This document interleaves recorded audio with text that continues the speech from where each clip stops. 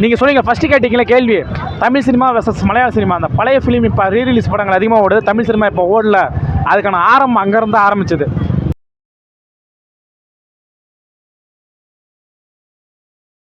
ஒரு ஒன்லைனை வச்சு எப்படி த்ரில்லிங் பண்ண முடியும்னு நல்லா மலையாளிஸ் நல்லா பண்ணுறாங்க. அந்த சிவகார்த்திகேயன், அட்லி இவனுங்களாம் வந்துட்டு இப்போ என்ட்ரி கொடுத்தானுங்க தெரியுமா. இப்போ என்னத்தை இவரை கழட்டிட்டா ஒரு 50 கோடி சம்பளம் சிவகார்த்திகேயன் சொல்கிறேன்.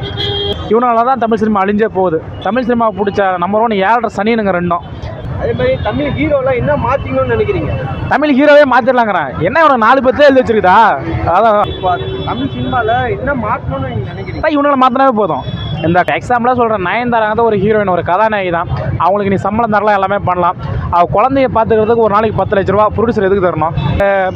டீச்சர் க்ளவ் சொல்கிறான், டீச்சர் நோ சொன்ன உடனே அதோட ஸ்டூடெண்ட் க்ளவ் சொல்லி பிக்கப் பண்ணுறான். இது என்ன கதை? இது அம்மா க்ளவ் சொல்லி பிள்ளை பிக் பண்ணுற மாதிரி இருக்குது. அதனால தினத்தந்தி பேப்பரில் இந்த படம் ஆகா ஓகோ குடும்பத்தோடு போய் பாருங்க. நான் நம்பி போய் பார்த்தா வந்துட்டு 4 பேர் தான் உட்காந்துருக்கேன் தேட்டரில். அண்ணே, இப்போ பார்த்தீங்கன்னா தமிழ் சினிமாவில் வந்து எல்லாமே ரீலீஸ் தான் நடக்குது. இப்போ மலையாள மொழி 3 படம் பேக் டு பேக் ஹிட் ஆகுத்துருக்கு. அதுக்கு என்ன காரணம் உங்களால் சொல்ல முடியுமா? நானும் பார்த்தேன் ரீசெண்டாக மலையாளம் சினிமாவில் பிரேமலு, பிரம்மயுகம், அப்புறம் இப்போ Manjummel boys back to back நல்லா இண்டஸ்ட்ரியல் ஹிட்டு செம்மையாக கொடுத்துருக்காங்க. தமிழ் சினிமாவில் அந்த மாதிரி ஹிட்டு வந்துட்டு இன்னும் தரல. அது மாதிரி நடுவில் வந்துட்டு பார்த்தீங்கன்னா ஒரு கொஞ்சம் வருஷமாகவே அது மாதிரி ஹிட்டு வரல. ரீசன் நிறையா இருக்குது, அதெல்லாம் சொன்னோம்னா ரொம்ப இதாக இருக்கும். தமிழ் சினிமா சொல்கிறதுனா என்ன சொல்கிறது, தமிழ் சினிமா விஎஸ் மலையாள சினிமா மேக்ஸிமம் பார்த்தீங்கன்னா ஸ்டோரிக்கு ப்ரிஃபரன்ஸ் தராங்க. இந்த மஞ்சள் பாய்ஸ்லாம் பாருங்கள், என்ன பெரிய ஸ்டோரி, ரூம் போட்டு மெனக்கிற ஸ்டோரிலாம் ஒன்றுமே இல்லை. ஒரு 7 இன்சிடெண்ட்டாக அப்படியே எடுத்துருக்காங்க ஆக்சுவலாக. அதனால் ஒரு ஃபுல் த்ரில்லிங் ஸ்டோரி அது.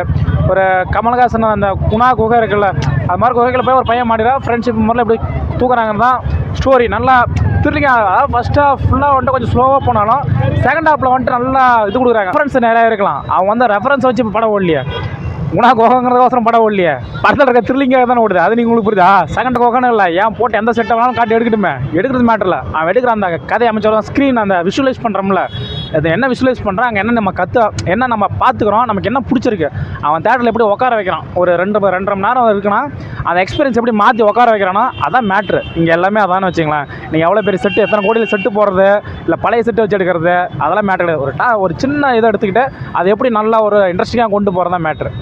ஒரு ஒன்லைனை வச்சு எப்படி த்ரில்லிங் பண்ண முடியும்னு நல்லா மலையாளிஸ் நல்லா பண்ணுறாங்க. பட் தமிழ் மூவியில் எவ்வளோ வசதி இருக்குது, எல்லாமே பெரிய ஸ்டாராக இருக்காங்க. எல்லாமே இருந்துமே வந்துட்டு பார்த்தீங்கன்னா வந்துட்டு நம்மளால் வந்துட்டு அது மாதிரி ஹிட்டு கொடுக்க முடியல.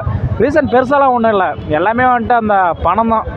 படத்தில் வந்துட்டு பார்த்தீங்கன்னா 170% வந்துட்டு ஹீரோட சம்பளமே போயிடுது. இதை நாம் சொன்னோம்னா நீ என்னடா பேசுகிற அப்படின்னு சொல்லுவானுங்க. உண்மை தான். இப்போ ஒரு 100 கோடி பட்ஜெட்டில் எடுக்கிறான்னா 50 கோடி 60 கோடி ஹீரோட சம்பளமே போகுது. மீதி 40 கோடியில் அவன் டேரக்டர் என்ன பண்ணுவான், ப்ரொடியூசர் என்ன பண்ணுவான்? ஸ்டோரி வச்சிருந்தாலும் வந்துட்டு எனக்கு இதை மாற்றணும் அதை மாற்றணும். முக்கியமாக சொல்ல போனால் அந்த சிவகார்த்திகேயன், அட்லி இவனுங்களாம் வந்துட்டு இப்போ என்ட்ரி கொடுத்தானுங்க தெரியுமா. என்ட்ரி கொடுத்து அவனுக்கு சினிமா வந்துட்டு ஒரு மாஃபியா மாதிரி ஆக்குமை பண்ணிட்டானுங்க. இவனால தான் தமிழ் சினிமா அழிஞ்சே போகுது. தமிழ் சினிமா பிடிச்ச நம்பர் 1 ஏழரை சனினுங்க ரெண்டும். அவன் சிவகார்த்திகேயனும் சரி, அட்லியும் சரி. இவன் ஒரு பேட்டர்னை கிரியேட் பண்ணிட்டான். அவங்க 2 பேர்த்த பொறுத்த வரைக்கும் பணம் தான். கமர்ஷியல் ஹிட்டு கொடுக்குற ஒரு இது மாதிரி வச்சுக்கேன். ஸ்டோரி அவனுக்கு தேவையில்ல, அவனுக்கு தேவை ஒவ்வொரு ஷார்ட் பை ஷார்ட்டாக தான் எடுக்கிறானுங்க. அதாவது வந்துட்டு ஆடியன்ஸு கேர்ள்ஸுக்கு இது மாதிரி ஷார்ட்டு, பசங்களுக்கு இது மாதிரி ஷார்ட்டு, குழந்தைங்களை கவர் பண்ணுறது இது மாதிரி ஷார்ட்டு, சாங்கில் 4 ஷார்ட்டு முடிஞ்சு போச்சு, அவ்வளோதான். அவனுக்கு அவங்களாம் என்ன சொல்கிறதுன்னு எனக்கே தெரில. எதுக்கு தமிழ் சினிமா வந்துட்டு அழிக்கிறானுன்னு தெரில. அதான் இது மாதிரி ஆளுங்களை வந்துட்டு ஒழிச்சோம்னாவே போதும், தமிழ் சினிமா உருப்பட்டுரும் கண்டிப்பாக. 4-5 படம் கன்றாவி செல்ஃபோனில் எடுத்தால் கூட நல்லா எடுக்கலாம். இந்த 2K கிட்ஸ் அலப்பறன்னு சொல்லிட்டு கருமா, அதெல்லாம் ஏன்னா எவன் தான் எல்லாம் ஏற்படுத்தானு தெரில. சிக்லெட்ஸ்ன்னு சொல்லிட்டு ஒரு படம் வருது, அவெல்லாம் வந்துட்டு பிஞ்ச செருப்பாலே அடிக்கலாம். அந்த குரூப்லாம் வந்துட்டு ஏன்னா பச்சை பேசுகிறீங்களா, வெக்கமாக இல்லை, அடுத்த 4 பேர் பார்க்க மாட்டாங்க. அந்த அறிவு இல்லை, கொஞ்சம் சூடு சொரணம் வெக்கமான எதுவுமே இல்லை. எத்தனாவது படம் கருமா, இந்த ஒரு 4-5 படங்கள் இந்த சர்டிஃபிகேட்டில் வர படங்களை, இது மாதிரி படங்கள்லாம் பார்க்குறதே எனக்கு ரொம்ப இதாக இருக்குது. அதே மாதிரி தமிழ் ஹீரோலாம் என்ன மாற்றிக்கணும்னு நினைக்கிறீங்க? தமிழ் ஹீரோவே மாற்றிடலாங்கிறேன். என்ன இவனுக்கு 4 பேர்த்தே எழுதி வச்சிருக்குதா? அதான் சூப்பர் ஸ்டார் ரஜினிகாந்த், கமலஹாசன், விஜய், அஜித், இவன் தனுஷ், இவன் சிவகார்த்திகேயன், இந்த மாதிரி ஒரு 5-6 பேர் தான் ஆக்குபை பண்ணிருக்கானுங்க. இவனுக்கு ஹீரோவை நடித்த மட்டும் தான் படம் ஓடுமா? நான் எதாவது சொல்கிறேன், நான் தெரியாமல் தான் கேட்குறேன். நீங்கள் இவனுக்கு ஹீரோ நடித்த மட்டும் தான் ஓடுமா, வேறு யாரும் நடித்தா ஓடவே ஓடாதா? இவன் எல்லாத்தையுமே மாற்றணும். சம்பளத்தை நல்லா குப்பனை ஏற்றுறானுங்கப்பா. ப்ரொடியூசர் தலையில் நல்லா மிளகா அரைக்கிறானுங்க. சம்பளத்தை இது பண்ணிக்கலாம், கொஞ்சம் சம்பளம் இவனுக்கு சம்பளத்தை ஏற்றுற அளவுக்கு வந்துட்டு உள்ள படத்தில் இது இருக்கணும். இல்லை ஒரு ஆர்ட் ஒர்க்குன்னு பார்த்தா நல்லா பட்ஜெட் பார்க்குறானுங்க. ஆனால் இவனுக்கு சம்பளத்துக்கும் சரி. இப்போ எக்ஸாம்பிளாக சொல்கிறேன், நயன்தாராங்க தான் ஒரு ஹீரோயின், ஒரு கதாநாயகி தான். அவங்களுக்கு நீ சம்பளம் தரலாம், எல்லாமே பண்ணலாம். அவள் குழந்தைய பார்த்துக்கிறதுக்கு ஒரு நாளைக்கு 10 லட்ச ரூபா ப்ரொடியூசர் எதுக்கு தரணும்? என்னங்கடா இது? அநியாயமாக இல்லை, அக்கிரமமாக இல்லை? இதெல்லாம் வந்துட்டு ஒன்றும் கேட்க முடியல. அவள் 10 கோடி ரூபா சம்பளம் வாங்குறான் அந்த பொம்மை, அந்த லேடி. சரி, அவங்க இதை கூட வந்துட்டு சொல்லுவாங்க, அவங்க வந்து 10 கோடி ரூபா சம்பளம் வாங்குறாங்க. பட் ஆனால் அவங்க குழந்தைய வந்து ஷூட்டிங் ஸ்பாட்டில் பார்த்துறதுக்கு 10 லட்ச ரூபா. எல்லாம் எவன் வீட்டு காசு எங்கே போகுது? இது மாதிரி வந்துட்டு செலவு இருக்குல்ல. இது வந்து உண்மை, நீங்கள் நம்புறீங்களா? உண்மைங்க இது. நான் வேணும் உண்மை என்ன தெரிஞ்சால்கிட்ட நீங்கள் விசாரிச்சு பாருங்கள். உண்மை 100% உண்மை. 10 லட்ச ரூபா செலவு பண்ணுறாங்க ஒரு நாளைக்கு. அது ஷூட்டிங் என்ன ப்ரொடியூசர் தான் கொடுக்கணுமா? அது ப்ரொடியூசர் தான் கொடுக்குறாங்க. ஸோ வாட் இதெல்லாம் இது மாதிரி காலத்தில் வந்துட்டு இப்படி தமிழ் சினிமா உருப்படும் எங்கே முன்னே போவோம்? அவ்வளோதான், மண்ணாக தான் போவோம். இல்லை, நீங்கள் சிவகார்த்திகேயன் ஆக்சுவலாக தப்பாக சொல்கிறீங்களா? எதனால் அவங்க 2 பேரும் தப்பாக சொல்கிறேன்? அவங்க வளர்ச்சி மேலே நமக்கு மேலே அது மாதிரிலாம் ஒன்றுமே கிடையாது. அவங்களோட ஃபஸ்ட்லேருந்து அந்த இதை பார்த்தீங்கன்னா சொல்கிறேன், அந்த கான்செப்ட் எடுக்கிறத வச்சே சொல்லிடலாம். ஏன்னா ஆக்சுவலி வந்து விஜய் வச்சு 3 பிளாக் பஸ்டர் கொடுத்தாரு தொடர்ந்து.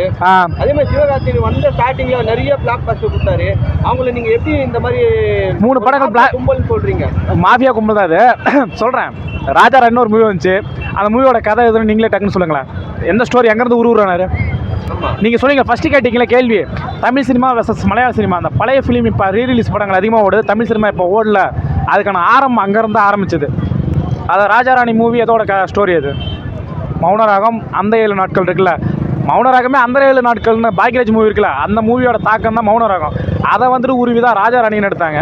இப்போ எடுத்துகிட்டு இருக்கானுங்க. அது மூலிமா நிறைய படம் வந்து அதுக்கப்புறம் அந்த தெரி படம் இருக்குல்ல, அந்த படத்தை பற்றி நான் பேசவே இல்லை. அதெல்லாம் வந்துட்டு எப்படி சொல்கிறேன்னா, அது வணிக சினிமா. அது சத்திரியன் விஜயகாந்த் மூவி தான். அது மெர்சல்லாம் அது என்னன்னே தெரியல. அபூர்வ சகோதரர்கள், 3 முகம், இது மாதிரி மூவிகளை மிக்ஸ் பண்ணி எடுத்தது. ஸ்டோரி நீங்கள் ஸ்டோரி கேட்டிங்கன்னா இது மாதிரி படங்களை நீங்கள் ஓட வைக்கக்கூடாது. இது மாதிரி படங்களை ஓட வச்சிங்கன்னா ஸ்டோரி எப்படி வரும்? மக்களுக்கு தான் முடியும். அவன் முடிவு பண்ணிட்டான். யார் அட்லி முடிவு பண்ணுறான். உங்களுக்கு ஜவான் ஒரு படம் வந்துச்சு. ஜவான் என்ன படம்? தமிழில் வில்லு விஜய் எடுத்தப்போ ஓடல. அதே படத்தை உப்புமா படத்தை அப்படியே அரைச்சி ஷாருக்கானை வச்சு பிளாக் பஸ்ட்டு 1290 கோடி. அப்புறம் எப்படி கதையை வச்சு அவன் எடுப்பான்? கமர்ஷியல் ஆகிட்ட வச்சு எடுத்து ஜெயிச்சுட்டு போயிடுவான். அதனால தான் சொல்கிறேன், அவனால தான் தமிழ் சினிமா உருப்படல. இல்லைன்னா தப்பு இருக்குது. கதனை பட்ட தமிழ் சினிமாவில் காப்பி அடிக்காமல் எடுக்கவே முடியாது. ஒவ்வொரு இதுனா சீனாக இது மாதிரி அப்பா பையன் சென்டிமெண்ட் சீனாக இப்படி தான் இருக்கணும் அப்படின்னு ஒரு இது இருக்குது. அதே மாதிரி வந்துட்டு இதுலேயும் இருக்குது. அவன் கொடுத்த கடைசியாக கொடுக்குறது 3 ஹிட்டு கொடுக்குறாங்க. இங்கே ரீரிலீஸ் படம் ஓடுது. அந்த கேள்விக்கான பதில் சொல்கிறேன். சொல்கிறீங்க எல்லா தமிழ் சினிமாவும் காப்பி பண்ணி எடுக்கிறதானே, அப்போ இதுக்கு அட்லி நீங்கள் குறை சொல்கிறீங்க? யார்? நீங்கள் தான். ஏங்க ஒன்று காப்பி அடித்தா பரவாயில்லைங்க, எல்லாத்தையுமே காப்பி அடிச்சாங்க. நானே சொல்கிறேன். என்ன சொல்கிறீங்க? தமிழ் படம் தான் எல்லாத்துலேயும் காப்பி பண்ணி தான் எடுக்கணும்னு சொல்கிறீங்க. அப்போ நீங்களே காப்பி பண்ணி எடுக்கணும்னு சொல்லிட்டு இப்போ காப்பி பண்ணி நீங்கள் சொன்னீங்களா, ஏன் இது மாதிரி படங்கள் ஓட மாட்டேங்குது? இப்போ ஸ்டோரி வைஸ் படங்கள் வர மாட்டேங்குதுன்னு சொல்கிறீங்களா? இவங்க இது மாதிரி இப்போ வளர்ந்து நின்னா அப்புறமேட்டுக்கு இப்படி ஸ்டோரி இருக்கிற படங்கள் எப்படி ஓடும்? அதாவது வந்து 1-2 திறனா பிரச்சனை இல்லை. ஒட்டுமொத்த கதையும் திறனா என்ன பண்ணுவீங்க? நீங்கள் சொன்னீங்களே அட்லீஸ்ட் சார் இப்போ கொடுத்தாங்களா, அவார்டு கொடுத்தாங்களா, தூக்கி நல்லா பெருசாக கொடுத்தாங்களா? அதை சொன்னல, தெரி, மெர்சல், பிகில், இந்த படங்கள்லாம் வந்துட்டு சின்ன பையன் 5ஆவது படிக்கிற பையனை கூட பார்த்தா கூட சொல்லிடுவோம். சிவகார்த்திகேயன் சொல்கிறீங்க. வருத்தப்படாத வாலிபர் சங்கன்னு ஒரு மூவி வந்துச்சு. அந்த 2K கிட்ஸ் கலாச்சாரத்தை ரொம்ப ட்ரெண்டிங் ஆகினதே அவன் தான். வருத்தப்படாத வாலிபர் சங்கம் மூவின்னு ஒன்று இருக்குது. அதில் ஒரு சீன் இருக்குது, ஓகேவா? ஒரு டீச்சர் க்ளவ் சொல்கிறான். டீச்சர் நோ சொன்ன உடனே அதோட ஸ்டூடெண்ட் க்ளவ் சொல்லி பிக்கப் பண்ணுறான். இது என்ன கதை? இது அம்மா க்ளவ் சொல்லி பிள்ளையை பிக் பண்ணுற மாதிரி இருக்குது. இந்த சீன்லேருந்து ஒவ்வொரு சீனாக பாருங்கள். ரெமோவும் சரி, மான்கராதேவும் சரி. மான்கராதே மூவியில் கடைசி சொல்கிறேன், அப்போ நாங்களாம் வேஸ்ட்டா? ஆமாம் வேஸ்ட் தான் படிக்கிட்டு. இது மாதிரி சீன்லாம் வைக்கிறேன் தெரியுமா? உப்புமா சீன்லாம் கடைசி வரைக்கும் பாருங்கள். இப்போ கடைசி ஒரு 3-4 படமே அவனுக்கு ஃப்ளாப் தான், அற்ற ஃப்ளாப்பு. ஆனால் ஹிட்டுன்னு சொல்லி விளம்பரம் பண்ணிகிட்டு இருப்பானுங்க. இதிலிருந்து ஆரம்பிச்சது, பிரின்ஸ்லேருந்து ஆரம்பிச்சது. டான் மட்டும் தான் சுமார். பிரின்ஸுக்கு அப்புறம் வந்து என்னது, பிரின்ஸு, மாவீரன், அயலான்னு என்ன ஓடுது? அவனால் எதுக்கு அவன் தமிழ் சினிமாவுக்கு தேவையான தூக்கி போடலாம், குப்பை அவன். சத்தியமாக சொல்கிறேன், குப்பை. இன்னொரு 2 என்ன ஏதாச்சும் சும்மா காசு கொடுத்து ஓட்டுவானுங்க. 2 வருஷம் அவனால் சும்மா காணாத போயிடும். சத்தியமாக சொல்கிறேன். அது மாதிரி தான் இது மாதிரி ஆளுங்களாக இருந்தால் அப்புறம் எப்படி கதை வரும்? எப்படி தமிழ் சினிமா ஓடும்? பழைய படத்தை ஓடிட்டு இருக்கோம். ஸோ இப்போ தமிழ் சினிமாவில் என்ன மாற்றணும்னு நீங்கள் நினைக்கிறீங்க? இவனை மாற்றினாவே போதும். இந்த கார்பரேட் இவனுக்கு இதில் வந்துச்சு தெரியுங்களா? இவனோட சம்பளம் இவ்வளோ வாங்குறானு தெரியுமா? இப்போ என்னத்தை இவர் கழட்டிட்டாரு? இவருக்கு 50 கோடி சம்பளம். சிவகார்த்திகேயன் சொல்கிறேன். தனுசுக்கு 60 கோடி சம்பளம், இவருக்கு 50 கோடி ரூபா சம்பளம். என்னத்தை அவர் கழட்டிட்டாரு? என்னங்க சமுதாயத்தில் சீர்திருத்தத்தை கொண்டு வந்துட்டார். நிறைய கலாச்சாரத்தை அவன் தான் இது பண்ணான். மாற்றினா ஒன்றும் பெருசாக தேவையில்ல. கதைக்கு முக்கியத்துவம் தராங்கல்ல. இப்போ அதான் ஸ்டோரிக்கு முக்கியத்துவம் தர கதை சினிமா இருக்குல்ல, அது மாதிரி சினிமாக்களுக்கு வந்துட்டு முன்னுரிமை கொடுத்தாவே போதும். கதையை நல்ல கதையை சூஸ் பண்ணாவே போதும். எல்லாமே ஹிட் ஆகிறதுக்கு காரணம் தான் வச்சுக்கோங்க. கதையை நம்பியிருக்காங்க, ஹீரோக்களை நம்பி இல்லை. இது மாதிரி படங்கள் ஹிட் ஆகிட்டு இருக்காங்க. அதுக்கு முன்னாடி வந்துட்டு மலையாள மூவிஸ்லாம் நிறைய கம்மி பட்ஜெட்டில் நிறைய வசூல் எடுத்திருக்கு. திருஷ்யம் 1, திருஷ்யம் 2, நிறைய மூவிஸ்லாம் சொல்லலாம். ஸ்டோரிக்கு இது கொடுக்குறாங்க, முக்கியமாக கொடுக்குறாங்க. எங்கள் ஸ்டோரிக்கு கொடுக்குறதில்ல. மேக்ஸிமம் பார்த்தீங்கன்னா கமர்ஷியல் ஐட்டம், சுய விளம்பரம் ரொம்ப அதிகம், மார்க்கெட்டிங் பண்ணுறது ரொம்ப அதிகம். இப்போ சிம்பிளாக எக்ஸாம்பிளாக சொல்கிறேனே, இப்போ வந்துட்டு ஒரு மூவி வருது, அற்ற ஃப்ளாப் ஆகிற மூவி தான் எல்லாருக்குமே தெரியும். 1-2 நாள் தான் ஓடும்.